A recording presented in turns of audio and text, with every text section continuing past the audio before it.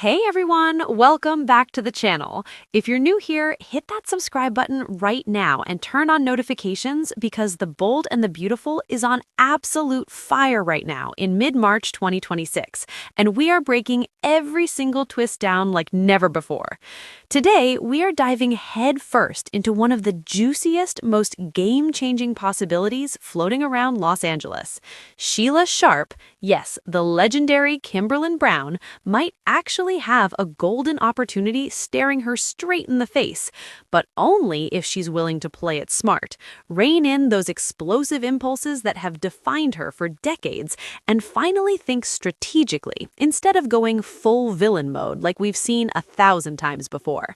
Let's break this down step by step, because trust me, this could completely reshape Sheila's entire character arc on The Bold and the Beautiful. For years, literally decades, we have watched Sheila as the ultimate wild card, shooting people left and right, scheming behind closed doors, manipulating everyone in her path, and always ending up one dramatic step away from prison or an even worse fate. But right now, in this current era of the show, something is shifting, with Deacon Sharp, played by the ever-charismatic Sean Kanan, developing serious, deep feelings for his therapist, Taylor Hayes, that's Rebecca Budig, bringing all the fire. Sheila's world is about to get rocked in the most unexpected way, and instead of her usual path of pure destruction, this moment could finally be her chance to evolve, or at least pretend to long enough to get what she really wants. Picture this exact scene in your mind, because the writers are setting it up perfectly. Sheila discovers the truth about Deacon and Taylor. It's not just some innocent flirtation anymore. It's deep, it's emotional, it's passionate, and Deacon has been lying straight to Sheila's face while pouring his heart out in those therapy sessions. That's betrayal on a massive soap opera scale. Sheila has every single right to be furious. Deacon has been deceiving her about the state of their marriage, all while falling hard for the woman who was supposed to be helping him fix it. And Taylor, she is no innocent bystander here either. She's reciprocating those feelings, crossing every professional line in the book, and the whole thing is messy, dangerous, and dripping with classic Bold and Beautiful chaos. No one, and I mean no one, can blame Sheila for wanting to lash out immediately. Her entire history on this show is littered with moments where that famous anger turned straight into violence. Remember when she shot Steffi and Finn in cold blood? Remember the countless times she has terrorized the Forrester family, kidnapped babies, faked deaths, and left a trail of destruction wherever she went? It is completely understandable why Steffi Forrester, Jacqueline McInnes Wood, killing it every single day, sees Sheila as a dangerous sociopath who could snap and harm Taylor at any moment. Steffi's protective instincts are in total overdrive right now because she knows Sheila's track record better than anyone. She has lived it, the family has lived it, the audience has lived it for 30+ years. But here's where it gets interesting, and this is the part I want you to really lean in for, because this is where Sheila has this rare, once-in-a-lifetime chance to flip the entire script on its head. Blowing her top in a rage-fueled outburst might feel incredibly satisfying in the moment. It might even give her that temporary rush of power we've seen her chase so many times. But what does it actually get her in the long run? Another arrest, more isolation, another stint behind bars, and zero progress toward the one thing Sheila has always craved more than anything else in this crazy fictional world: a real, genuine connection with her biological son, Finn, Tanner Movlin bringing all the heart, and her grandson, Hayes.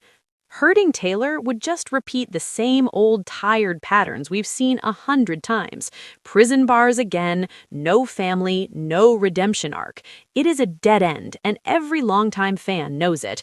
Instead, just imagine Sheila taking a deep breath after that initial explosion of rage, calming herself down, looking at the bigger picture for once in her life, realizing she can turn this entire messy betrayal into actual leverage.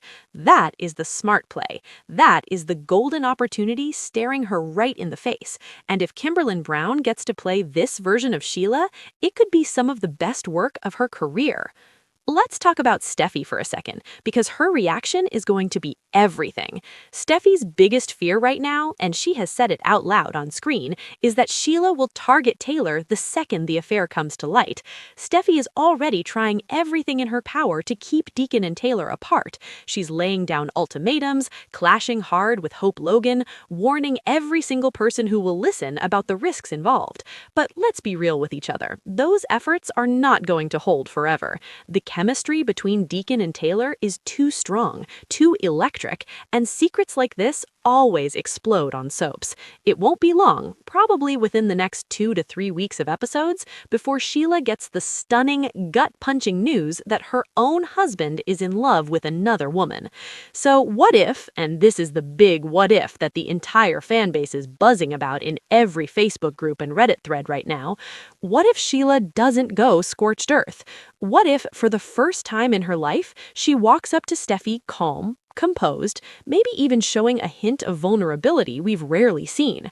She proposes an actual deal. I know what's happening with Deacon and your mom.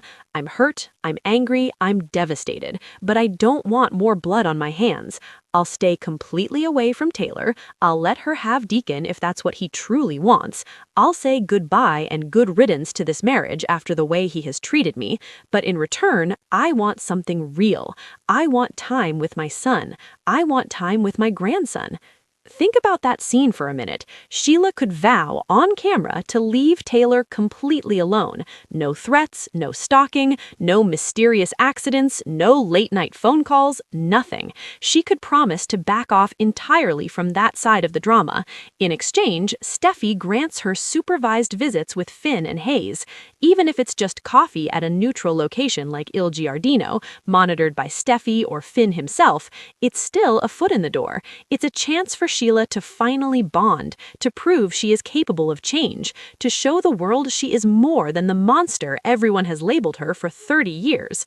Is there any guarantee Steffi would say yes? Absolutely not. Steffi's trust in Sheila is at zero, and for very good reason after everything that's happened. But Steffi might at least hear her out, especially if Sheila frames it perfectly as a win-win situation. Taylor gets her happiness without living in constant fear, Deacon eventually gets his freedom, and Steffi protects her family while still giving Finn the option to know his birth mother on strictly controlled terms. It's a long shot, but soaps thrive on long shots turning into epic, unforgettable storylines that last for months. This approach would be so refreshing for Sheila's character. Kimberlin Brown has played her as unhinged, unpredictable, and larger than life for so long, but there's always been real depth there, those quiet moments where Sheila shows genuine longing for family. We've seen tiny glimmers of it before, the way she looked at Finn right after he was born, the tears in her eyes when she held Hayes for the first time, the rare scenes where she almost seemed human. This could be the storyline that finally forces her to grow, even just a little. Or if she backslides, and we all know the possibility is there, it sets up even bigger, more explosive drama down the line that will keep us glued to our screens for the rest of 2026.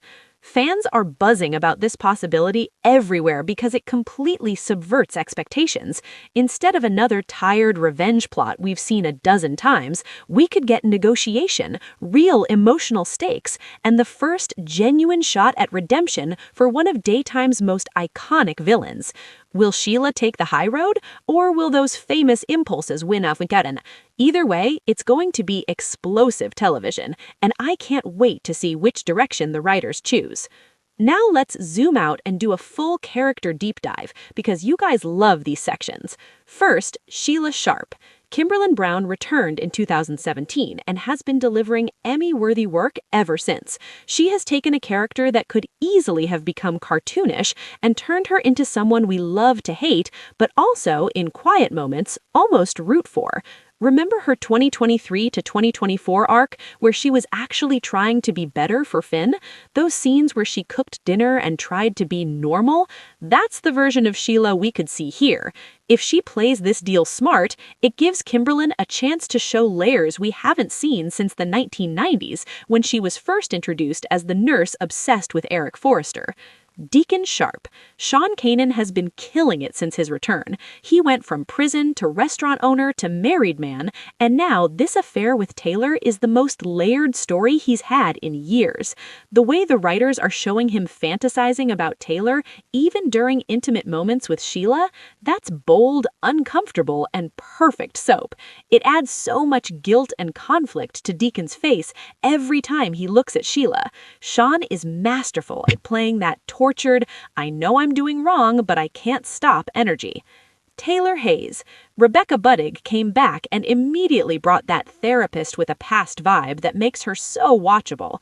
Taylor has her own history of mental health struggles, crossing lines with patients before, and now she's doing it again with Deacon. The guilt is written all over her face in every session scene. This affair isn't just about passion, it's about two broken people finding each other at the worst possible time. Rebecca is giving us those subtle micro-expressions that say, I know this is dangerous, but I can't help it. Steffi Forrester. Jacqueline